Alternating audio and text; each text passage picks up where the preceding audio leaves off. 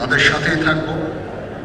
তাদের এখানে অনেকে খুব আহত, অনেকে চলাফেরা করতে পারেন না, দেখতে পারেন না।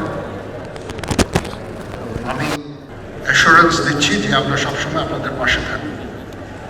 আজকে এই ইফতার আয়োজন এবং আপনাদের যে আর্থিক সহায়তা ভবিষ্যতে আজকেও কিছু কিছু করে আমরা দিব, এর উদ্দেশ্য এটার জন্য এই যে আমাদের বিজনেস এন্টারপ্রেনার ব্যাংকার্সরা তারাও এখানে উপস্থিত হয়েছেন।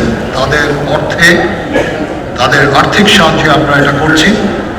তাছাড়াও ডিজিএফআই আপনাদের জন্য টাকা অর্থ দান করেছেন, সেই অর্থ আপনার কাছে পৌঁছাবে ইনশাআল্লাহ।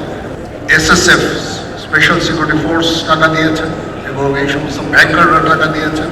আমরা সেনাবাহিনীর তরফ থেকে টাকা খরচ করছি। আমরা আজ 4200-র উপরে আহতদের চিকিৎসা আমরা দিয়েছি এবং দিয়ে যাচ্ছি।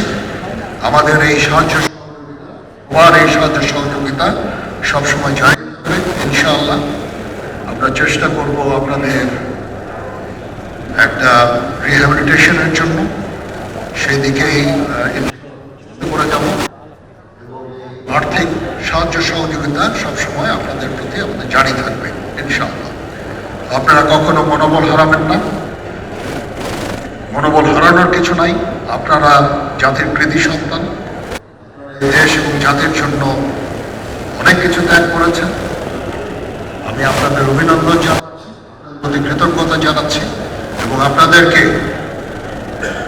এই অ্যাসুরেন্স দিচ্ছি যে আমরা ইনশাআল্লাহ।